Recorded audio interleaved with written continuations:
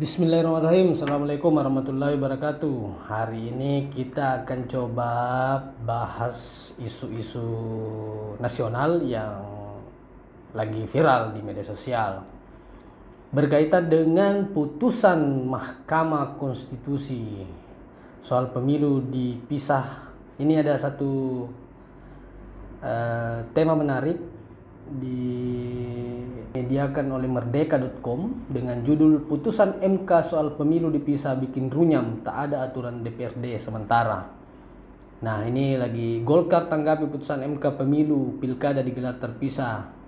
Siap ambil resiko Bupati Banyumas bakal laksanakan putusan MK meski sekolah gratis bebani APBD. Dan banyak sekali. Ini lagi viral ya di media sosial terkait dengan putusan Mahkamah Konstitusi. Nah, apa yang menarik kita coba untuk urai di awal adalah berkaitan dengan siapa sih yang memohon menjadi pemohon di Mahkamah Konstitusi terkait dengan pemilihan umum dan pemilihan umum kepala daerah, pemilu dan pemilu kada di Mahkamah Konstitusi. Kita lihat Putusan nomor 135 PUU 22/2024 berdasarkan ketuhanan yang Maha Esa, Mahkamah Konstitusi Republik Indonesia ini adalah putusan yang sedang viral di media sosial. Nah, kita akan menjawab dulu siapa sih yang menjadi pemohon putusan ini. Tidak lain adalah Yayasan Perkumpulan untuk Pemilu dan Demokrasi, Perludem.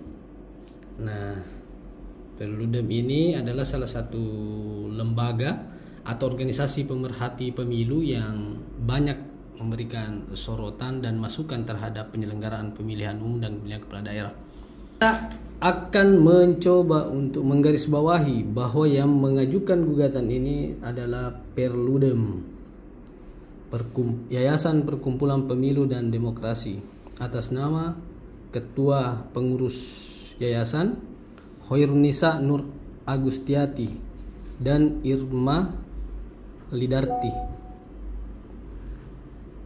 Yang mengajukan ini adalah Perludem. Siapa Perludem itu kita coba bahas. Coba kita buka siapa itu Perludem.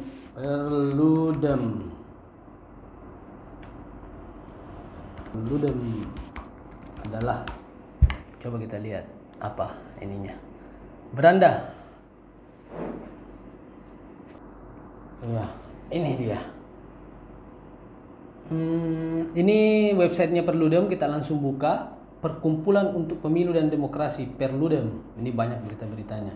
Tapi lagi ramai di websitenya Perludem itu berkaitan dengan uji materi undang-undang pemilu dan uji materi undang-undang pilkada.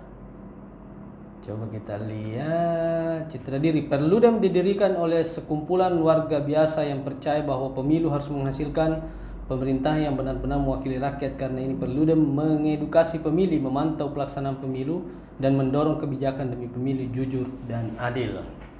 Mengkaji peraturan mekanisme prosedur pemilu, mengkaji pelaksanaan pemilu, memetakan kekuatan dan kelemahan peraturan pemilu, menggambarkan kelebihan dan kekurangan pelaksanaan pemilu, mengajukan rekomendasi perbaikan sistem dan peraturan dan lain-lain. Nah, inilah kemudian kita bisa lihat Perludem kegiatannya lebih kepada advokasi.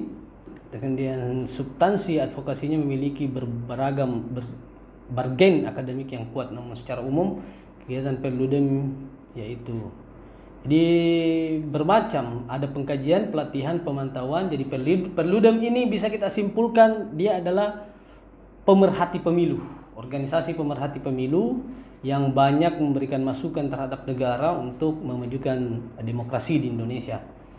Nah, kita sambut sedikit, kita lihat Instagramnya Perludem, apa yang terupload di sana, Instagram resminya ya. Ini banyak ini. Ini pemilu nasional dan pemilu daerah. Apakah Mahkamah Konstitusi bisa membuat norma baru pemilu nasional dan pemilu daerah? Ini banyak dibicarakan. Kita lihat satu. Startnya dari nol nih. Start dari nolnya tuh 2029. Dan menuju serentak nasional daerah, ya akan ada transisinya memang gitu. Dan kan gini, aku tuh berpandangnya gini Kal, putusan Mahkamah Konstitusi itu dia harus dibaca secara utuh kan. Jadi nggak bisa kita baca amarnya saja, atau kita baca pertimbangan hukumnya aja kan, itu kan jadi satu kesatuan. Dan di pertimbangan hukum itu kan kalau istilahnya kan ratio decidendinya kan di situ kan. Nah itu menurut Perludem permohonan atau putusan Mahkamah Konstitusi tidak bisa dibaca satu item saja, harus dibaca secara sempurna atau mengaitkan antara bagian satu dengan bagian yang lain, tidak bisa dibaca parsial, harus menyeluruh baik dari sisi amar putusan maupun pertimbangan hukum, jangan dibaca satu-satu. Oke, itulah satu hal yang dapat kami sampaikan hari ini atau kita diskusikan hari ini. Kita lihat bahwa ternyata yang mengajukan gugatan itu adalah Perludem. Nanti kita akan bahas selanjutnya mengenai hal-hal lain berkaitan dengan isu selanjutnya, bagaimana duduk perkaranya, kewenangan Mahkamah Konstitusinya dan seterusnya. Sementara kita lihat siapa pemohonnya adalah Perludem. Oke. Assalamualaikum warahmatullahi wabarakatuh.